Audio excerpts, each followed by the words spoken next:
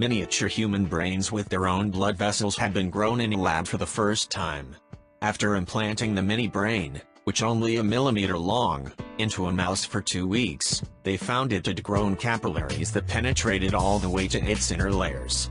The achievement could help researchers to grow bigger brains in the life in an effort to better study how the organ works. In the future, researchers hope to use the artificial brain tissue to cure stroke victims. Scientists at the University of California at Davis are behind the latest findings. The study was inspired by research from Dr. Ben Waldu, a vascular neurosurgeon at UC Davis, that focused on a rare condition called Moyer-Moyer disease. Patients had blocked arteries at the base of their brain, keeping blood from reaching the rest of the organ. To study the brain, often scientists use lab-grown cultures of stem cells. Although these traditional cultures are useful, they are also very limited in aiding our understanding of complex structures in organs. The least understood of all human organs is the brain, and the miniature lab versions afford researchers unprecedented insights into how different regions of the brain work together. The whole idea with these organoids is to one day be able to develop a brain structure the patient has lost made with the patient's own cells, says Dr. Walda.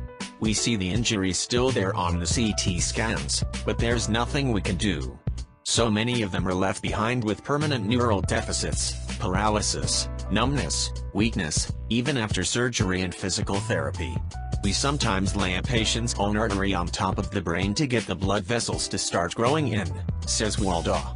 When we replicated that process on a miniaturized scale, we saw these vessels self-assemble. The U.S. psychologist Walter Mischel famously tested children's ability, aged 4 to 6, to delay immediate gratification with his marshmallow experiment. It's become a classic, not least because the children who were better at resisting one marshmallow now, for the promise of 2 if they waited, went on to enjoy more success in adult life. Mischel also showed that children with stronger willpower used better distraction strategies, such as looking away or covering their eyes. Now a group of Polish psychologists have extended this line of inquiry to toddlers. The findings, published in Infant Behavior and Development, show that individual differences in self-control are already apparent at the tender age of 18 months. The study also reveals how self-control develops through the second year of life, and it shows the kind of toddler behaviors that were correlated with stronger willpower. Marta Bialeka-Pickle and her colleagues at Jagiellonian University recruited hundreds of toddlers and their parents. At 18 months, each toddler sat on his or her parent's lap at a desk upon which was a corn puff treat, a hit with toddlers in Poland, under a transparent cup. The female experimenter got up and asked the toddler to wait for the treat until she returned to the room, which she did after 60 seconds. The parent was not allowed to intervene. The researchers videoed what happened while they were gone. At 24 months, the procedure was repeated, but the toddlers had to wait 90 seconds, and now the treat was tailored to their latest tastes, such as a jelly baby or chocolate. 130 toddlers took part at both time points. At 18 months, 23% of them successfully waited 60 seconds. At 24 months, 55% of them successfully waited 90 seconds. It seems some toddlers are capable of greater willpower than adults. There was clear evidence of a developmental trajectory. Most of the successful delayers at 24 months had failed to wait at the first test, suggesting they had acquired greater self-control over time. Going backwards was rare. Only 8% of those who successfully resisted at 18 months failed to do so at 24 months. Coding the videos of a toddler's behavior while they waited revealed 20 different types of behavior, including looking at, touching, playing with, and talking about the treat, as well as looking around, fidgeting, being noisy and touching themselves or their parent. Bialeka-Pickle and her team said these behaviors could be grouped into 4 main categories: attentional and movement-based, communication, focusing on or acting on the treat in some way, and non-specific, such as fidgeting and making noises.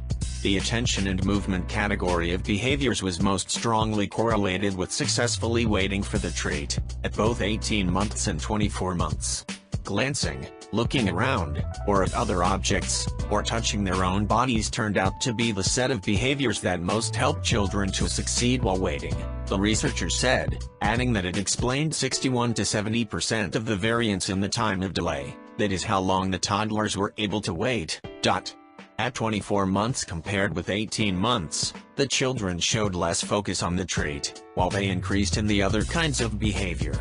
Also, the biggest difference between those toddlers who gained the ability to delay gratification between 18 months and 24 months and those who didn't was that the newly successful delayers started showing more attention and movement-related behaviors than they had earlier.